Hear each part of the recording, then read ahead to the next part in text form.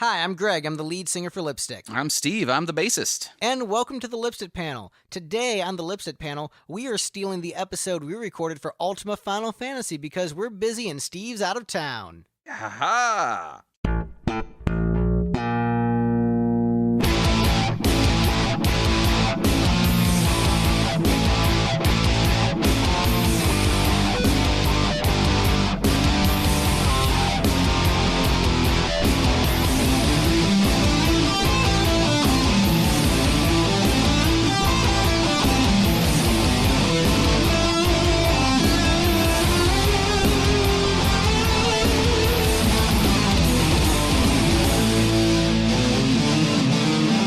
Hello, and welcome to another episode of Ultima Final Fantasy, the ultimate Final Fantasy podcast. I am your guest host, Greg. I'm Steve. I'm the other guest host. Yes, we're Greg and Steve. We're from the Lipstick panel, the rock band Lipstick. We host a podcast called the Lipstick Panel. Joe and Kaleb have been on our show a couple of times, and there was a game that I really wanted a review of on UFF that they didn't feel like playing, and it kind of counts as a mobile title, so we're doing a guest episode for you. Sneaky of them. How sneaky of them. Now, for regular UFF listeners, you're probably wondering, who are these assholes that are guest hosting UFF? I guess they're in some band called Lipstick. I don't really care about them. You know, what credentials do these guys have to talk about Final Fantasy? So, allow me for a little bit of a dick wagging moment as I list off the Final Fantasy games and related games I have completed. In the main series, Final Fantasy 1, 2, 3, 4, 5, 6, 7, 8, 9, 10, and 12.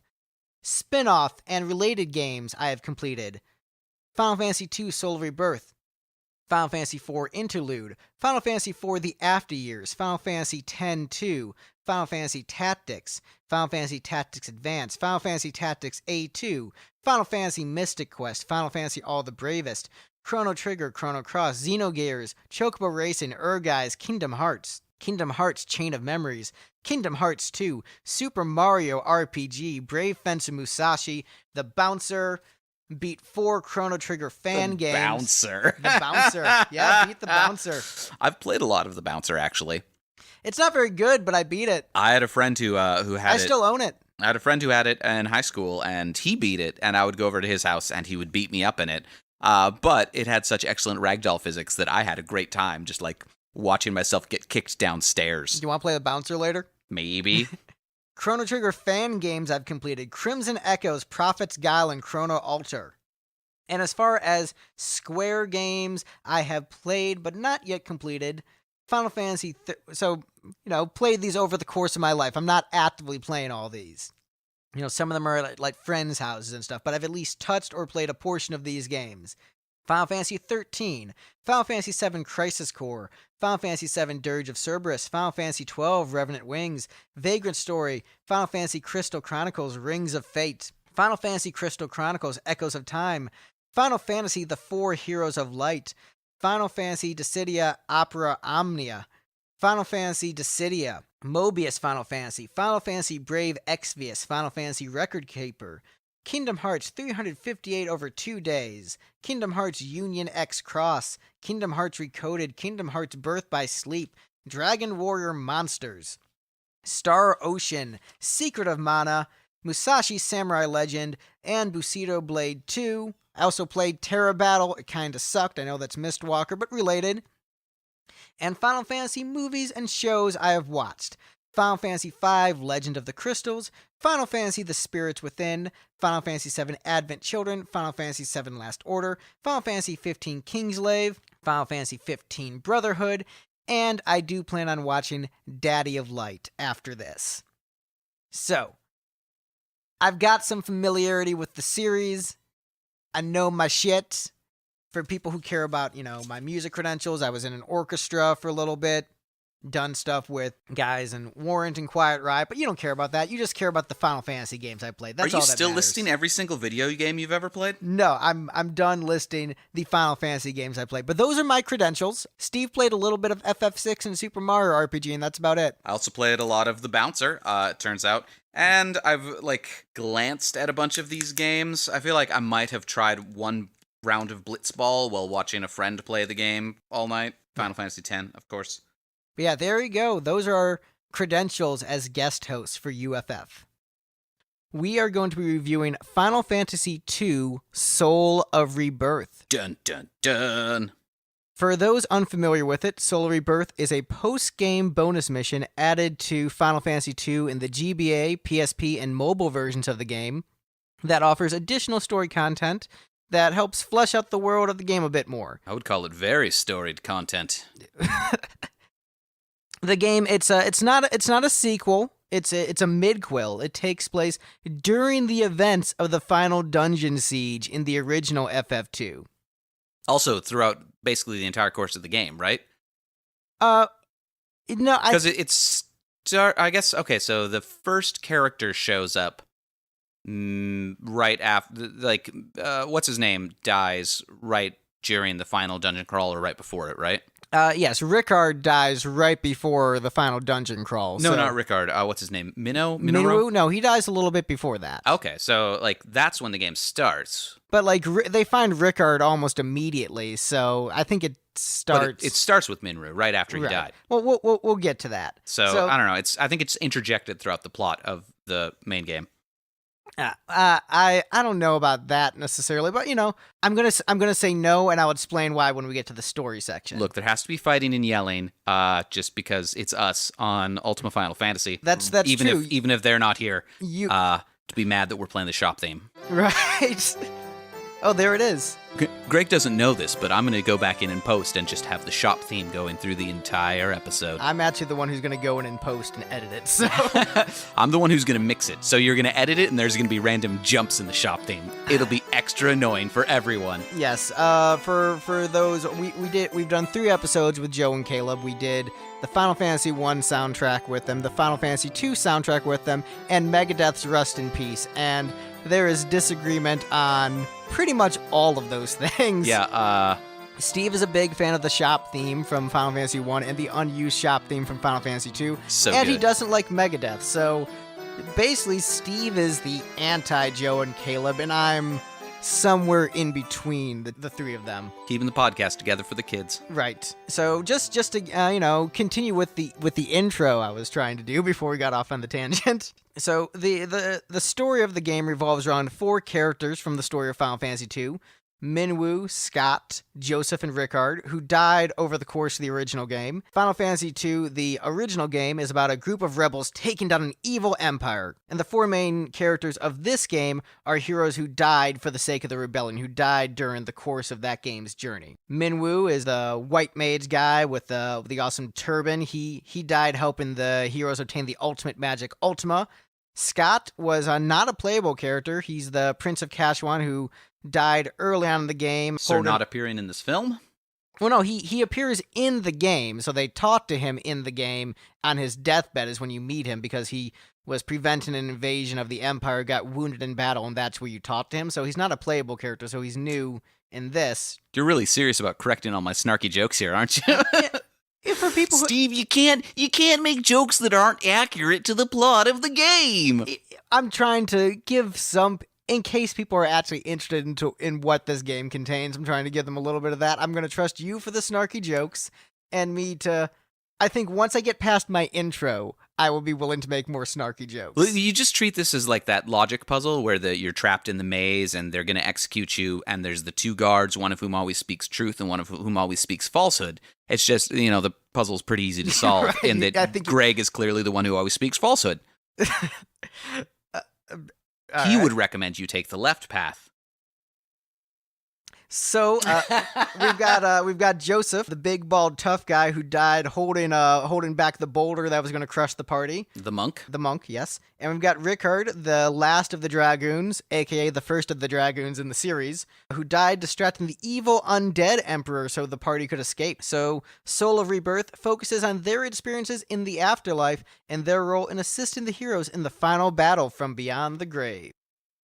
I left a spot for a snarky joke. Oh, I'm sorry. I thought you're still doing intro and didn't want snarky jokes. Well, I figured you were going to do them anyways. I'm like, wait, is he going to do it? Is he just going to fucking do it? Only when it's upsetting to you. So So what you're doing is you're waiting for me to not want the snarky jokes, and that's when you put them in. Right. And then when I leave you the long pause to put them in, you're like, fuck you, Greg. I'm like a snarky joke ninja.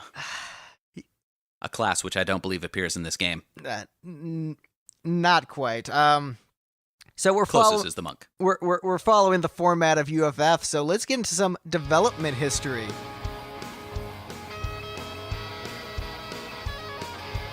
So there's really not a ton of development history for this game to be found online. The original FF2 came out on the Famicom, aka Japanese Nintendo, in December of 1988. In 2001, the game was remade for the Japanese handheld system WonderSwan Color, and an enhanced version of the WonderSwan Final Fantasy II was ported to PlayStation, along with the WonderSwan port of FF1. Just waiting. I mean, you're talking about technology. I'm invested. The new ports featured the original music of Nobuo Uematsu, arranged by composer Tsuyoshi Sekito, who also composed a few new tracks for the enhanced releases, and big fan of this guy. He did one of my favorite games, Brave Fencer Musashi, just excellent composer, so his new pieces I dug a lot, even if they didn't necessarily fit in with the rest of the game. Did SOR include new songs? Or new compositions? I noticed there were a couple that I recognize that song from when we reviewed the soundtrack of the main game. You know, honestly, it's been a little while since I played SOR, but from what I remember, I think some of the new compositions did make it in. Nice. So the first port of Final Fantasy II to contain the bonus game Soul Rebirth was the 2004 Game Boy Advance re-release of Final Fantasy 1 and 2 called Dawn of Souls. The new package was kind of named after Soul Rebirth. That was the big new feature was, hey, here's this additional post-game content. Featured entirely new dungeons, a new town to explore, additional story content, and a very brutal level of difficulty to challenge hardcore players. Soul of Rebirth has since reappeared as a feature in multiple ports of Final Fantasy II, including the PSP and mobile versions of the game, so it has retained its place in the canon of FF2 as essential for any re-release of the game. The PSP and mobile versions have smoother, enhanced graphics than the GBA version of the game, which shares a lot of features from the PlayStation port. Let's get into story. Everyone is dead. Everyone on Earth is dead. Everyone is dead and we don't care. Everyone is dead. Everyone on Earth is dead. Everyone is dead and we don't care. Alright, story. Everybody's dead. The game begins with Minwu, the heroic white mage of Finn, waking up in a mysterious cave trying to figure out where he is. He knows he is dead, but isn't sure where he is. He hears the sound of a distressed voice and quickly finds Scott, the Prince of Kashuan, and brother of the Final Fantasy II playable character Gordon. And apparently look alike, because he gets them confused. Yes, Minwu and Scott defeat a few soldiers, and then talk about how they're both dead, and how they think they're in the Jade Passage, the passage to hell, because they both have killed a lot of people and just assume they're in hell. They also talk about the war effort and how things are going for the living, which is really weird, because once you're dead, you kind of think, isn't this irrelevant? Right? You're like, well, I guess I'm on my way to hell. I hope all of my friends are also ensuring their own passage to join me there one day by killing Imperial soldiers. Yeah, I mean, once you find out the afterlife is a thing, that kind of makes life a bit irrelevant. Like, hey, turns out I exist. Well, I guess there's no issues. All right, I'm cool. Yeah, all those things that I fought for, suddenly I don't care. Yeah. Order of the Stick actually addresses that at one point. One of the characters is dead and goes to the afterlife, and he talks about how it's a very motivating thing, is that people in the world that they exist in, because they know there's an afterlife and that they'll get their just rewards, they're motivated to actually pursue their goals in the world, because they know that, like, worst case scenario, if they're off doing something heroic to accomplish something great, they die, and then they go to a nice, pleasant afterlife where they're rewarded for it. So it's like Valhalla, where like, I'm just going to make sure I'm really freaking awesome. Sort of. It's a much more complicated... Valhalla actually is one of the afterlife. It's D&D based, so there's all the D&D afterlives to make Nerds. things... Nerds! As we talk about Final Fantasy II Soul of Rebirth. Yeah, because the people who made Final Fantasy never played D&D. Or watched Star Wars. Yeah. So the duo of Minwu and Scott find the blacksmith Joseph, who is being confronted by the evil General Borgen, boss from the first game. In life, Joseph was an ordinary citizen who joined in the rebellion to assist the main characters of FF2, but he ended up being killed by General Borgen with a giant boulder, and Borgen is there gloating about how he's going to torment Joseph for his failure for all of eternity. So, I mean... As one does. Yeah, I mean, if you're a zombie pirate, what else are you going to do? Like, I'm going to torture this bald dude. If you're a zombie pirate in hell, like, sweet, I'm going to torture somebody. I mean, you know, makes sense, consistent, nothing's out of character yet, nothing OOC. So, Minwoo, Scott, and Joseph team up to defeat Borgen, and then chat a little bit about their deaths and continue to fill in each other about the events of the war, which still doesn't matter. You know, Joseph being like, hey, you know, how's everything going with the guys? Like, I don't know, I'm dead, but last I checked, they got Ultima, so that's cool, I guess. I mean, if I sacrificed my life to save some people so that they could continue with some task that we were all working on together, I would be pretty annoyed if somebody else showed up in the afterlife and were like, oh yeah, that thing you were working on? Nah, they just sort of gave up on that. Like, you died for nothing. I'm like, well... You know, I guess that makes sense. That would be the first thing you'd ask about, like, hey, how's everything going? Was my death not in vain? It'd be good if that was a thing. Yeah, you know, you check in with the people who died after you and like, hey, what's the update? How is that going? I went from being like a dude with a family who, you know, was alive to apparently being tortured by zombie pirates in hell, so I'd like to think that wasn't for nothing. So Minwoo, Scott, and Joseph, they decide they're going to start search for answers about where they are, and they find the Dragoon Rickard, who is fighting the Roundworm. You know they make a pill for that. They do make a pill for that. It's supposed to be for dogs, but, you know, if you need it, you need it. Well, the funny thing about the Roundworm is that thing is from original FF2. When Rickard is inside Leviathan, that thing is a giant pain in the ass because that's what's preventing him from escaping. So essentially a giant tapeworm is Rickard's worst enemy. All right. I'm into it. Also, pain in the ass, huh? Yes. Digestive parasites. Yes. But Pun intended. So he's, you know, it is interesting how Joseph and Rickard are sort of going through their version of what hell is to them. So for Joseph, his version of hell is being tormented by Borgen for all eternity. And for Rickard, his version of hell is like, shit, I'm still fighting this fucking Roundworm, because Rickard was trapped inside Leviathan, I think, for years and couldn't get past the Roundworm despite all his grinding. Like, I have been trying to level up so much and I cannot get past this boss. What does one grind on whilst in the belly of a Leviathan? Other random monsters that Leviathan ate. All right. It's a hungry fish. So Rickard cannot defeat the Roundworm on his own, but the other party members... Wait, was he trapped there by himself, or did he team up with all the other cool people who've been swallowed by Leviathans? So I feel like Noah, Princess Rosella, and Pinocchio would be a pretty great party. In OG FF2, they build an entire town inside Leviathan's stomach because so many people have been eaten by Leviathan, but Rickard's the only dude who can kick ass. But then when the main party, Furion, Maria, and Guy, get sucked in, they team up with Rickard to escape. But I think they leave everyone else there. I don't remember. I guess it's their home now, right? Yeah, I mean, hey, you know, you don't want to leave your home. But yeah, there is that little bit of, you know, story symmetry of people assisting Rickard in defeating the Roundworm so that he can finally escape. Did I say Noah? I meant Jonah. I ruined my own joke.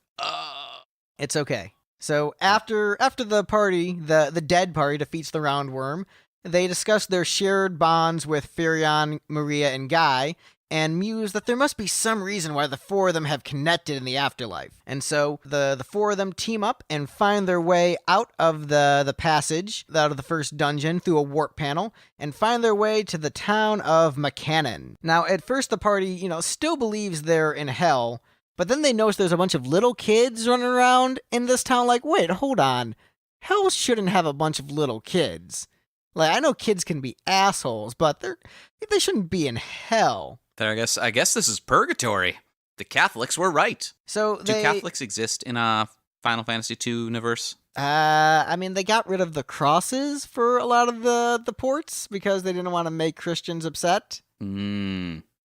So, a hard maybe on that. That's a hard maybe. So the party is exploring this town of dead women and children, and then they find Sid, Tobal, and other rebels from the game, who explain that they helped build this town when they found all these souls wandering around, and they suspect that they aren't in hell because, there's women and children. So they're like, this probably isn't hell. We don't know where we are, but we don't think it's hell. Now, this is where this game can diverge based upon how you play it. It's based on if you remember to go through both portals. Right. So if you go through one of the warp portals, the party will find a duplicate Chamber of the Seal, a mirror of the place where Minwoo died so that the heroes could obtain the Ultima spell. Minwoo breaks the seal again, but this time survives because he's already dead. You can't die twice, suckers! That which is dead cannot die. Damn straight. So the party enters the chamber. Can summon Cthulhu, though. So the party enters the chamber and attempts to claim Ultima, but they're met with a guardian of the spell, the Ultima weapon. The party defeats the monster if you've done enough grinding and then obtains the Ultima spell. The party then returns to McCannon and uses the other warp panel, which Minwoo believes leads to Pandemonium, the Palace of Hell. After going through a series of intense battles, the group reaches a throne room where they encounter Emperor Mateus, who appears different than before. He explains that when he died, he split into two halves, a light half and a dark half, and that he wishes to atone for the sins of his evil half and asks for forgiveness. He explains that they are an Aruboth, the passage to heaven, and offers the party eternal life and the ability to let their souls rest. But then visions of the heroes' loved ones appear before them and tell them not to be fooled by Mateus. So they flip him a giant middle finger and tell him to kiss their asses. And then they proceed to royally beat the shit out of Emperor Mateus in heaven while the hero characters, Furion, Maria, Guy, and Leon, fight evil Mateus in hell. So there's evil light Mateus in heaven and evil dark Mateus in hell, and both parties, according to the canon of this game, are fighting him at the same time.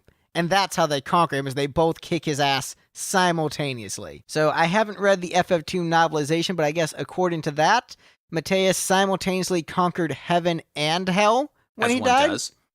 Which, I mean, is pretty metal. Yeah. Like, second game in the series, I just, overthrew God and Satan. Fight me, I'm the final boss. That's a pretty epic final boss. Yep. But, we can't. It's also a pretty epic power vacuum left behind after you finish killing him. Oh my goodness, yes. This game needs a sequel. But, it's a JRPG, so you kill the guy who killed God and Satan. And after the heroes defeat Mateus, he spews off some shit about how the cycle of violence will never stop, yada, yada, yada. And then the hero's like, nah, man, the new generation, those kids we died in, protecting, they've got this. They're going to end the cycle of violence because the cycle of violence can end. These kids are going to end the cycle of violence because we help them get really good at violence. And then Hold up. the last scene of Soul of Rebirth shows the final scene of Final Fantasy II play out, but this time With the ghosts! You beat me to it. That's right. that was exactly what I was gonna do. But yeah, with the ghosts of the characters you just played as, watching the end and being like, yeah, these kids, they've got this. Everything's gonna be okay. The kids are all right, and then the Who kicks in, and The end. So, Steve, what do you think of the story in this one?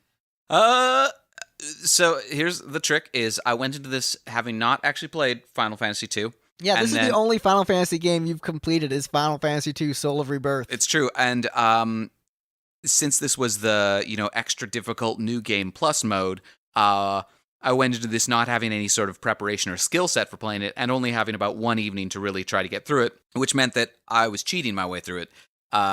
So I didn't have all the backstory that got me into this, other than having watched a YouTube video or two, and then I was cheating, so I didn't really have that much of a connection to all of the characters and was just sort of burning through things as fast as possible. It seemed mostly pretty good. I was a little thrown by the whole thing where, the Emperor is going to offer you eternal life, and all you have to do is forgive him. And I was like, I feel like, especially when you phrase it as, the Emperor, they're trying to break out of this cycle of never-ending violence, and somebody's like, hey, you need to forgive me for the evil things I did. Yeah, that's how you break out of the cycle of violence, is somebody has to be the one who says, yes, I will accept the burden of... No, how you break out of the cycle of violence is you kick that dude's ass, and then violence is over. You kick everyone's ass until there's no one's asses left to kick yours, and then violence is over. Yeah, no, like eventually breaking the cycle of violence requires somebody who is victimized, 14th hand to forgive their aggressor. And they just lobbed that softball over the plate, and they the batter dropped his bat and caught the softball, and then charged the mound. Threw the softball in Threw the softball face, right back. and then proceeded to punch the guy while he was on the ground. Kick a bunch of dirt on him. But I think it's what I like about is how the character of the Emperor, who is actually generally considered by Japanese fans to be one of the better villains in the series. Like, he's kind of forgotten in the West, but in Japan, he's one of the top guys. What, that game that didn't get published for basically ever in this country, we forgot about the villain from it? Yeah. Weird. Yeah, weird. But I think it's good because it shows that character is just supposed to be untrustworthy, and how, what he's saying makes sense. Like, you should forgive, but there is, I think, something to be said about the instinctual. Some dudes just want to watch the world burn. Just, you can't necessarily negotiate with the Joker. Like, yes, you should forgive. Unless the dude's a total asshole, in which case you do gotta kick his ass. Like me, my philosophy is generally, don't fight unless you need to, and then if you need to, whoop some fucking ass, bro. Yeah, I suppose it's possible there was some context that I didn't get, having not played the game, that would suggest that this was Deceitful. that this was a feint, and that I guess I didn't get any real sense as to what the Emperor was going to accomplish by either being forgiven or beating these guys. Because it's not like they said, "Oh, we don't forgive you, now we're going to kick your ass." It was, they said, "No, we don't forgive you," and the Emperor said, "All right, I guess that means I gotta murder all you guys." And so, like, what is he attempting to accomplish by either getting them to not fight him peacefully or by fighting them? As someone who's watched a decent amount of anime and read Japanese literature, what I imagine he's doing is trying to lull them into a state of mind where he can erase them from existence without them noticing. Is that a thing he can do? It's never said, but the thing is, that's a trope I've seen in a lot of those stories, where if they just get a character to be in a certain state of mind, they can just completely dominate them, kill them, control them, whatever it is. So that's kind of how I interpret that. I know that's very loose and not explained very well. Yeah.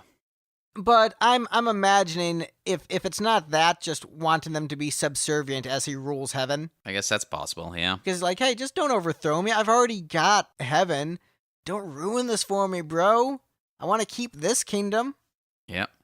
Did they make it clear that he had conquered heaven in the game? I didn't really get that impression. Like, I knew he was there, but it wasn't really clear that he'd taken over. He's in the palace of heaven, sitting on the throne, and you notice there's no, like, angels or God around, just a whole bunch of monsters. I thought he was in the doorway of heaven. It's not very clear. Yeah, all right. Interpret it as you will. My interpretation, based upon what I've read of summarizations of the novelization. Cliff notes of the novelization of Final Fantasy II, Spirit of Returning. Yes. Well, Soul of Rebirth. Oh, right. So, but Disk operating soul. Yeah, but from what I've read, the dude killed God and Satan as he split into two halves and then just took over heaven and hell. So the dude is essentially Dio. Is that what happened to him? Yeah. I thought he just, like, had colon cancer. Rest in peace. Yeah. So, yeah, did you like the story overall, or? I thought it was fine. I mean, I wasn't super invested. I burned through it a little bit. It's the same sort of thing it felt a lot like reading a pulpy fantasy novel. It's one of those things that I'll pick up some random novel that Saberhagen farted out in a couple of weeks, and I'll read, not Saberhagen, Zelazny farted out in a couple of weeks, and I'll read it, and it'll be good times for a couple hours, and then I'll promptly forgot how it ended, but I still enjoyed it. All right, well, fair enough. I mean, I dug the hell out of this. This is such a good supplement to the original game, which I know you didn't play, but this really makes the story so much more epic, so much more fun. I adored it. I thought I really dug the story. I thought it was really rad. But let's move on to gameplay.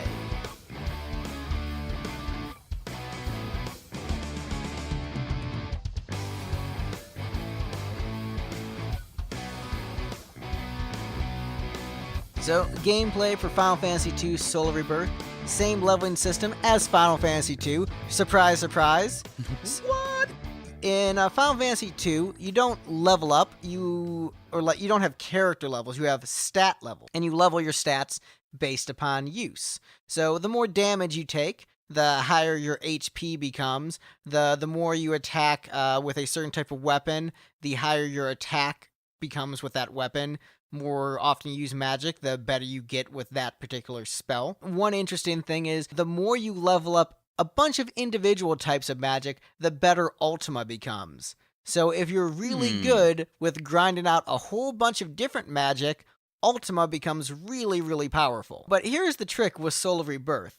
You start Soul Rebirth with whatever stats your dead characters had in your Final Fantasy II save after beating the game. And so if you're like me, where you only leveled up Firion, Maria, and Guy, the only constant characters in your party, and then burned through the rest of the game, those other guys are really, really low level. I started on one of Greg's save games, and it took me a long time to get the cheat codes working, and that first fight was very difficult. Yeah. So wait, does Scott have Gordon's stats then? I think Scott has Gordon's stats. I think that's what it is. I'm not 100% on that. I'm getting a real, oh shoot, we killed Boromir. All right, let's grab Faramir instead vibe from those two. Yeah, pretty much. But the trick is when you're just trying to recruit the 4 members of the party and get the hell out of that dungeon and get to Mechanion, every battle is a giant epic struggle, and you will barely survive. Yep. It is crazy how difficult it is. And one of the nice things is you can save anywhere. So you can just save wherever. So let's save after each step. Save after each battle. Because the next battle might be your last. You get a game over, you have to start over again. It is incredibly frustrating just getting through that dungeon and getting your 4 guys together so you can barely survive. That's what God invented cheesing the RNG for. But, right? But then once save, step, battle started, load, step again. Battle didn't start, save. Yeah, and, I think I might have just run away from most of the battles in there till I got the 4 guys, then got to town. And then at that point, it's just keep on going to the inn, stock up on items, grind in that dungeon, go back to the inn, and just back and forth, and just grind for 4 hours to get your dude's stats up. Is the cost of the inn based on your stats somehow? The cost of the inn is based upon how much damage you've taken and how much of your magic you've used. So if you're out of magic and out of health, the inn is more expensive. So the trick because you're going with to bleed that, all over the sheets. Right. We've talked about this before.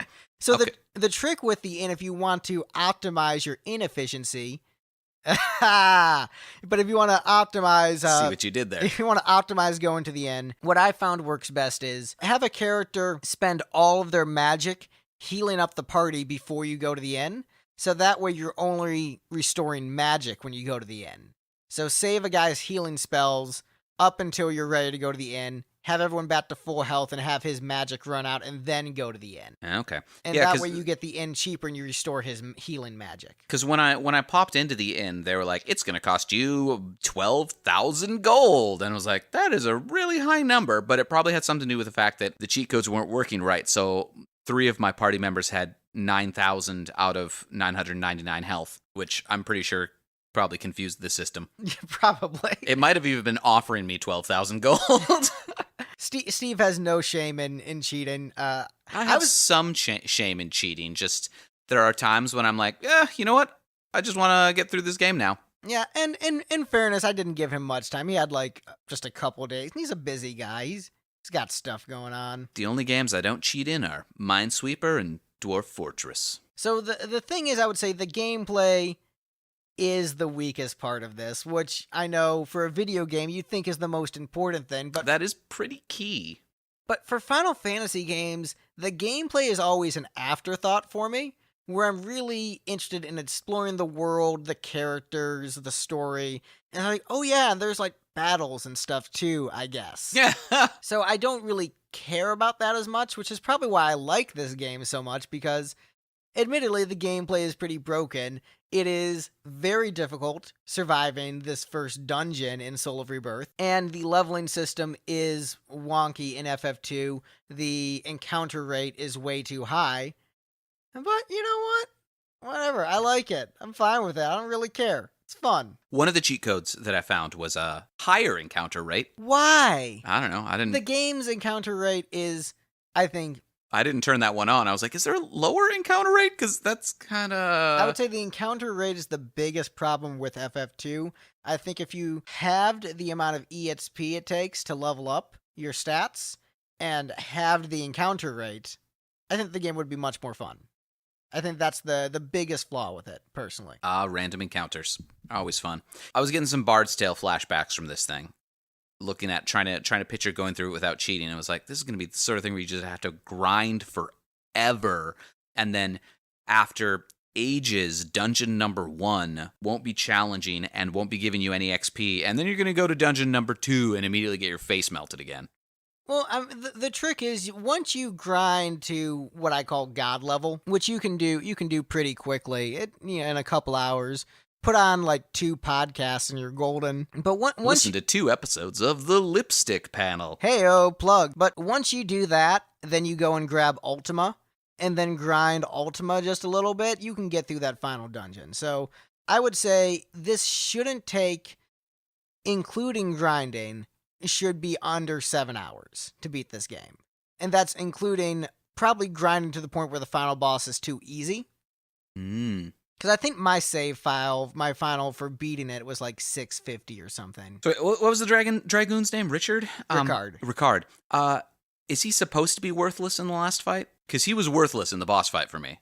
I mean, it depends on how you leveled him up. Okay. I maxed everything, ostensibly. I don't know. I mean, the trick is a lot of these characters are sort of blank slates because you can level their stats however you want, because they have base stats that they're generally better at. So Minwoo has an affinity towards white magic. Yep. And so he'll do better with that naturally. He'll have higher stats with that initially. But if you really wanted to, you could make him a bare knuckle boxer and not bother leveling his magic at all. So it's really how you want to play the game. Okay. So I think Ricard maybe has better stats as a natural fighter.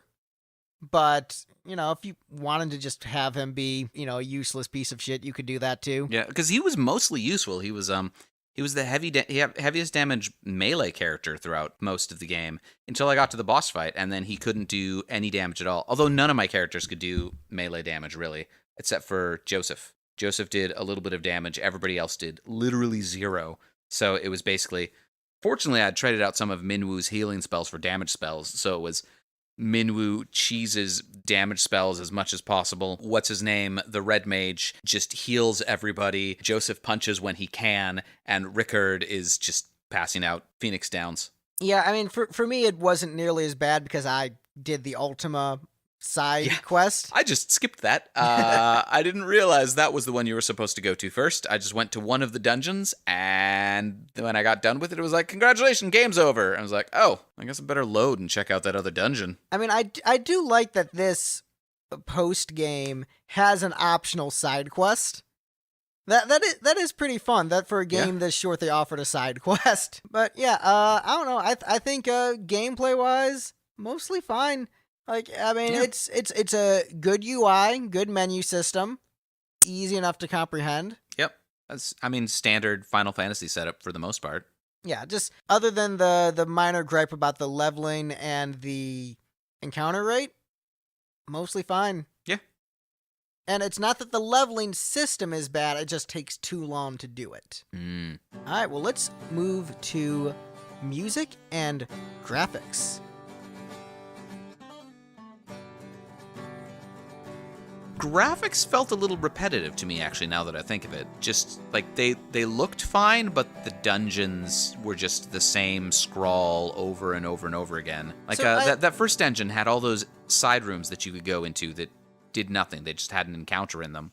Being repetitive and boring in the sequel, I think that just means that, like, the graphics were repetitive and boring, and they decided not to fix it. Like, technical limitations aren't really a thing when it comes to something like this. Like, that's always the trick with old video games, is if you really delve into them, the ones that were really good tended to figure out clever ways to work around their technical limitations. You know, like the thing in Mario where the bushes and clouds are actually the same sprite, just to save space, and so they could have two different graphics from a single sprite. Well, but I guess when I'm looking at this, you know, I've played the GBA version, I've played the PSP version, and there's obviously a difference in quality between 16-bit Super Nintendo version of this game, which was the original version, which is essentially a Super Nintendo rendering of it, and then the PSP version is that just a little bit more cleaned up. I mean, when they're fitting all that on a little Game Boy Advance cartridge, where they fit Final Fantasy 1, Final Fantasy 2, and this, there's probably some limitations with space. I mean, there are limitations. Limitations are there, but one of the great strengths of a lot of early video game developers was working around those limitations to still deliver an immersive and interesting product, and I think they dropped the ball environment-wise in this game. Well, The environments were kind of boring and repetitive. You basically had 3 spots, and everywhere in those 3 spots looked exactly the same all the time. you know, I can relate to that. I think because I played Final Fantasy 2 and then went to Soul of Rebirth right away afterwards, it just felt like more dungeons. And so there was enough diversity in dungeons in the original Final Fantasy 2 where it just felt like this is the theme for these dungeons, and I was fine with it. But I understand if you've only played this bit of it, how that would be boring and repetitive. But, you know, some good things about the graphics, I think the character portraits look really good. The character sprites look really good in the PSP version. I think that's just a very beautiful sprite work. And so I think the sprite work is good, but yeah, there could have been maybe a little bit more diversity in the terrain. I will acknowledge that. But music, I mean, top notch. I'm a big fan of both of the composers on this soundtrack. Both of them I adore their work, and I've gushed over this soundtrack in our Final Fantasy II ranking episode. I mean, Please really, check it yeah, out. you just embed that episode here. Pad for space. That would be a lot. That's like over an hour edited, and Joe and Caleb are going to release the unedited version with all the awkward pauses and me saying, oh, let me edit this out because the dog is barking or whatever. Yeah, but then we'll have Joe and Caleb on their own episode at least. That's fair. I mean, I love the soundtrack in this game, and I do like the design of the remakes. I do think the PSP version is the best looking version. I know that's the one that you played. I think Correct. that is the best looking version of this game, and if I were to recommend this game to someone, it'd be the PSP version. You'd be like, hey, you, get a PSP. Right. Or, you know, if you have a PSP, you know, get this game. But, you know, really, if you have an old Game Boy Advance, that version's fine too. If you have a PSP, don't try to shove the Famicom version into that. It just won't work. It doesn't have Soul of Rebirth on it. There you go. Fail on multiple levels. All right, let's get into the legacy of Final Fantasy II, Soul of Rebirth.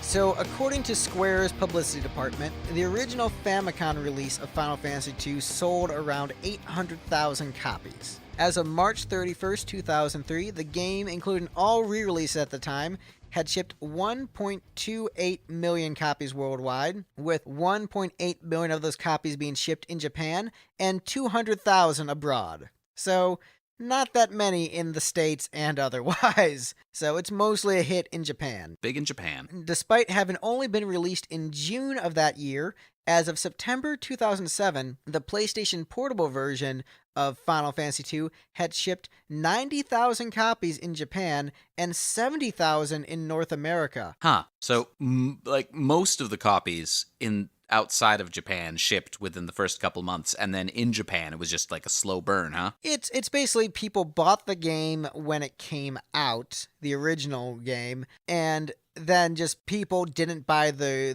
remakes and re-releases as much. So they bought it when it first came out, and you know the situation where I have Chrono Trigger, I didn't buy it on DS or Steam because I already own it. So like, oh, I can buy it again, but I can play it like this. Although ironically, I have purchased Final Fantasy II multiple times. So there goes that. A couple of those sales are Greg. 2 of those 1.9 billion. You're welcome. I think 3 actually. Bought this game 3 times.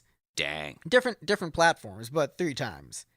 But despite these high sales, this game has sold the least number of copies, Final Fantasy II. Not talking Soul Rebirth, but of the main series, Final Fantasy II is the lowest selling. So the legacy of the game that we're talking about today, you're mostly talking about the legacy of a different game. Well, the reason I'm bringing up these numbers is if Final Fantasy II is the lowest selling of the main series, and only a small percentage of that contains Soul of Rebirth, and probably only a small percentage of people who beat Final Fantasy II even bothered with Soul of Rebirth, the legacy of this game Is not much.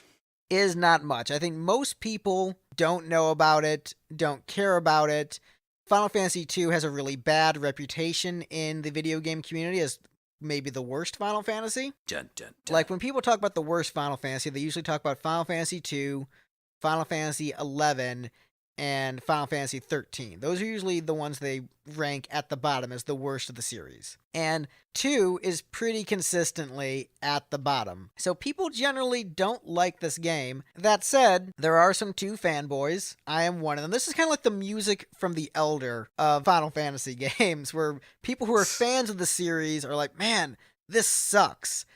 Except for the weird crazies like myself who are like, man, this is awesome. This is the best one. But when talking about the legacy of this, in every re-release of Final Fantasy II since this was made, since Soul of Rebirth was made, that's been ported into each re-release.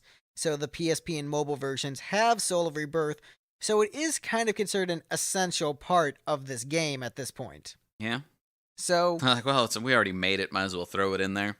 So in that sense, it does, I think, have a bit of a legacy. I think this has warped its way into the canon of 2 as essential playing if you are bothering to play through 2 as part of the main series. I think this is a really good supplement to it, and I think it has the legacy of enriching that story a bit more, which everyone says is the best part of 2. Even people who don't like 2 acknowledge, hey, the story in that one wasn't bad. But Such high praise. Yeah, but let's get into our rankings. Steve, out of all the Final Fantasy games that you have beaten, where does Final Fantasy II Soul of Rebirth rank? Wait, hold on. I guess it ranks in the spot. The spot of the Final Fantasy game I've So beaten. it is the best Final Fantasy game you've beaten. Sure, I mean, So do you really want to belabor the point? We have it official. Final Fantasy II Soul of Rebirth, according to Steve, is the best Final Fantasy game that he has beaten. Yep. And me comparing this with OG Final Fantasy II, because the way that Joe and Caleb do it, they only rank games within the same series. So it's Final Fantasy II versus Soul of Rebirth. Oh, that's all right. That's weird. Well, so they'll do like main series, like 1 through 15 they'll rank, but then it'll be like 7 and then 7 sequels. Okay. So ranking FF2 versus FF2 Soul of Rebirth, I'm going to put FF2 Soul of Rebirth under FF2. Oh, so it's so we both technically ranked it worst in the series. Yes, we also both technically ranked it worst. So I think there you have it. Soul of Rebirth, the worst. I like Soul of Rebirth According a to lot, this but illustrious panel. I think it's too short for me to rank it above the original FF2. I think if there was more dungeons, just like really exploring hell, could have been a cool full-length game. But you're not in hell, so like, how much can you explore hell? I guess really exploring heaven. I guess fight a bunch of angels and stuff. Yeah, that'd be pretty sick. Could be pretty cool. That would help explain the plot a little bit too. If suddenly the angels are fighting you because the Emperor has pit them against you. All right, well, that is our review of Final Fantasy II Soul of Rebirth. Steve, where can people find us on the internet? Lipstickgeneration.com, and then basically any other platform we're probably called Lipstick Generation if we are there at all. We don't have a Tumblr. We don't have a live journal. At least I don't think we do. No, not to my knowledge. So this is your opportunity to start the official Lipstick Generation fan live journal. Good luck. All right. Well, thank you all so much, and have a good one. Have a good Peace. one. Peace.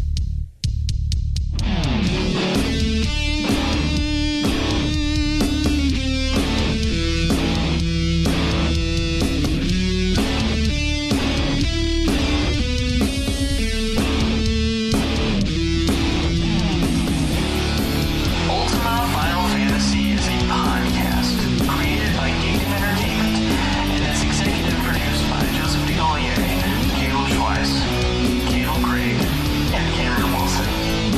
Find out more at geekdomentertainment.com.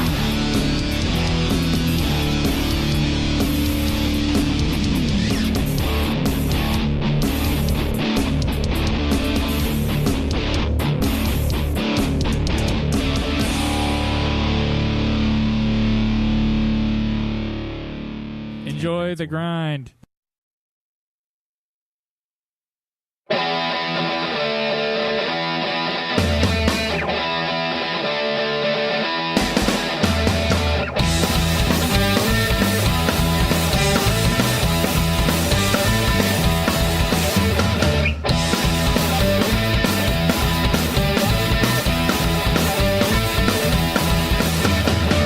Sometimes I scream, sometimes I shout, sometimes I don't know what it's all about. Sometimes I don't know, sometimes I don't care, sometimes life just doesn't seem fair. Flash, flash, flash, flash.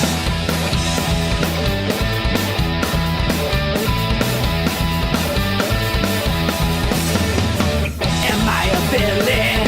Am I a hero? Let's start the countdown. Divide by 0. Flash! Flash! Flash!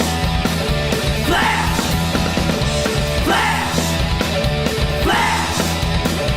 Flash! Flash! Come now and fly with me. Come now, don't try with me. Don't try to hide from me.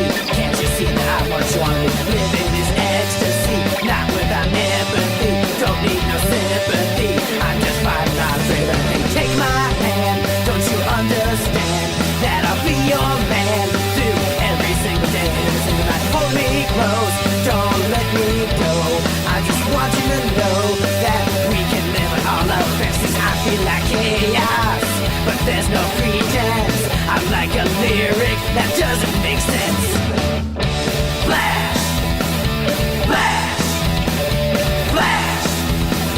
Flash! Flash! Flash! Flash! Flash!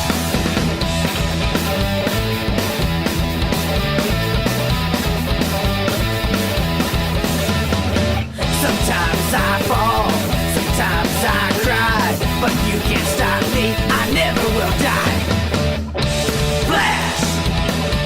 Flash! Flash! Flash! Come now and fly with me, come now and try with me. Don't try to hide from me, can't you see that I want you on me? Living is ecstasy, not without empathy. Don't need no sympathy, I'm just fine without a great ability. Take my hand, don't you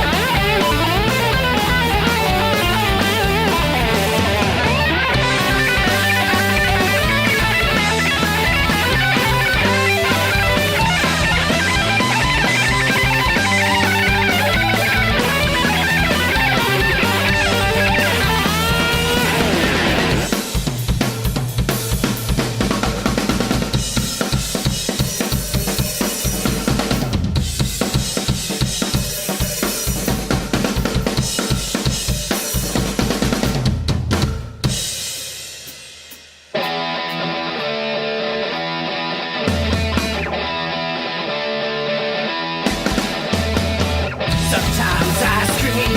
Sometimes